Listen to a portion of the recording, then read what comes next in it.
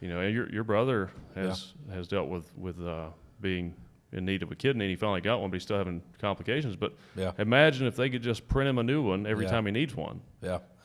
No, it's definitely it's something he's been watching. I don't think he stayed up at night worried about it for the last 5 years, but I definitely think not consistently, but I definitely think that he was looking.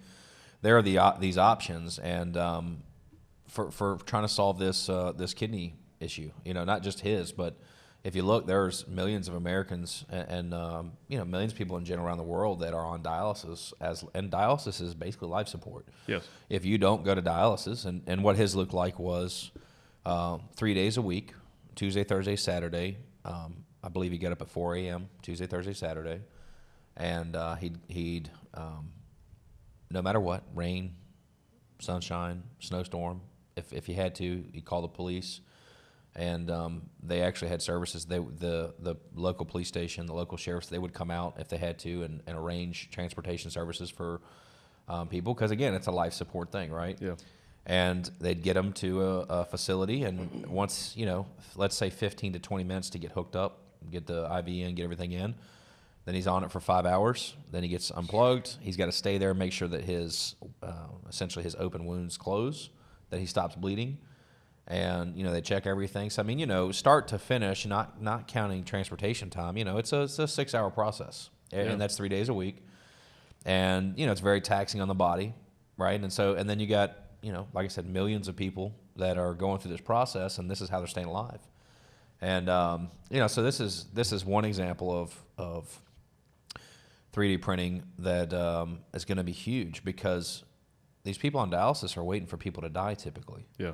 And so as life expectancy increases, as medical breakthroughs take place, as vehicles become safer, because most of these donors are coming from car crashes and wrecks, you know, as all these breakthroughs start to happen and people start living longer and they're not passing away, well, then a big source of the organs that people are getting, and I'm not being negative, but a big source of where those organs are coming from is going to go away as well. Yeah. So I feel like the technology coming that they're going to be able to print organs is an amazing thing, because now you're not, sounds morbid, but now you're not waiting on someone to die for you to live. Right. Yeah. And just seeing your brother go through it too is brutal. You know, like just looking at his arm, the way they had to regraft the veins in his arm and turn them into arteries. Yeah. And they're just these huge blobs of veins on his arm. And I'm sure they hurt. Yeah. Yeah. He, if you ever feel his wrist, he's got a place right here, and they call it, that's something the doctor said. I'm probably going to brutalize this, but it's like that's how he knows he's alive. It's like almost like a vibrating. The blood is pumping at such a fast rate because it's an artery.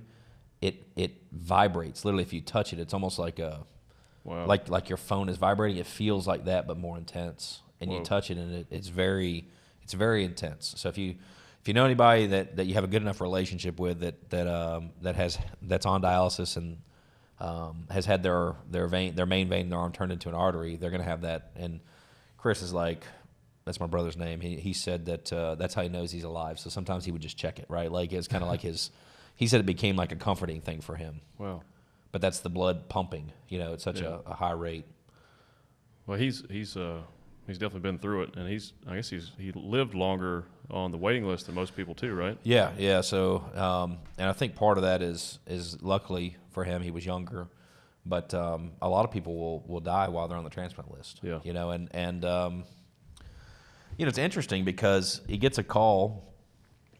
You know, he gets a call, and he's going about his life. And it's Friday evening, and, you know, he's supposed to be at dialysis the next morning, and he gets a call saying, hey, we may have a kidney. We need you on standby, right? And then, like 2 hours later, hey, we need you in Baptist and Winston, you know, and, you know, and the next day they get him there overnight. They prep him. He does surgery. I think they did surgery at like 4 a.m. the next morning or 5 a.m. the next morning.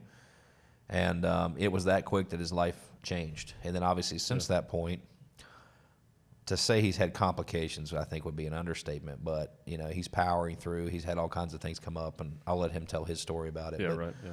But he has what, it's called a BK virus or something? Yeah, yeah. So that came up, and there's been several other things, and an infection, and, you know, some of his wounds are just, they look brutal.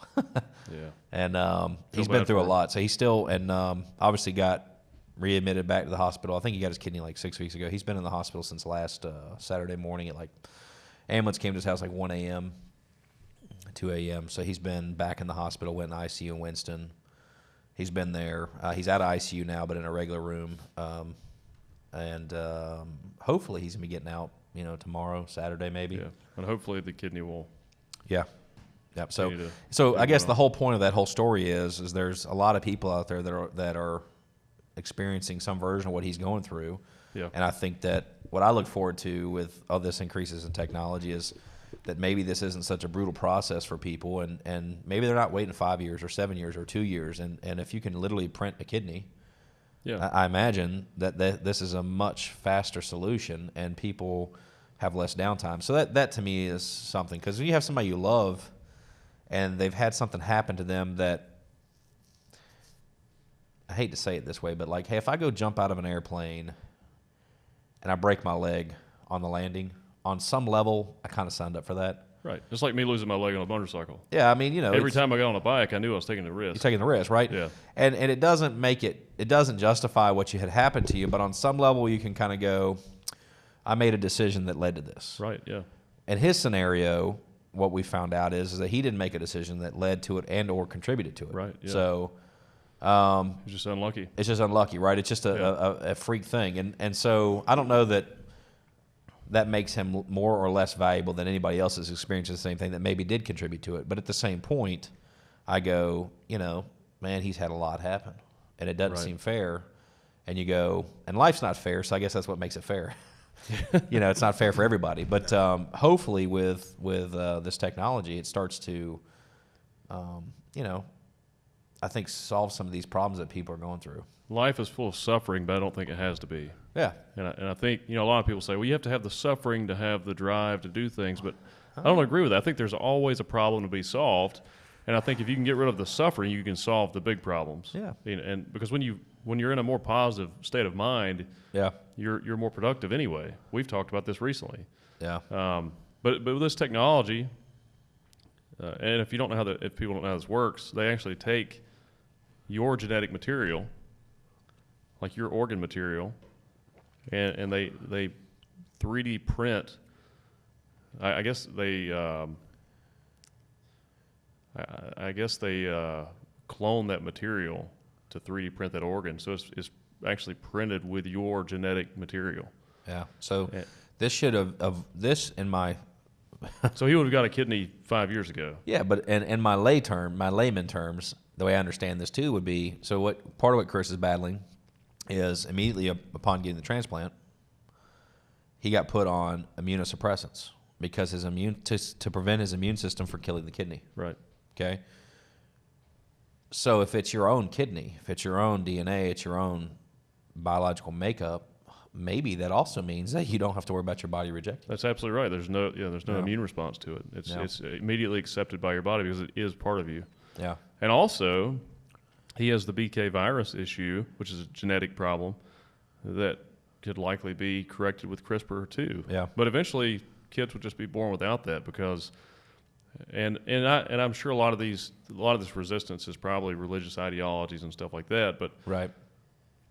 If you have someone that you care about that's suffering from a disease or a sickness, wouldn't you rather have them not have that problem? Yeah. I mean, it doesn't make sense. Like I got to tell you something that's completely off topic. To say that using genetic engineering to prevent that to begin with is the same as saying using medical assistance once they have the problem to correct it is a problem. Yeah. It makes no sense. It's contradictory.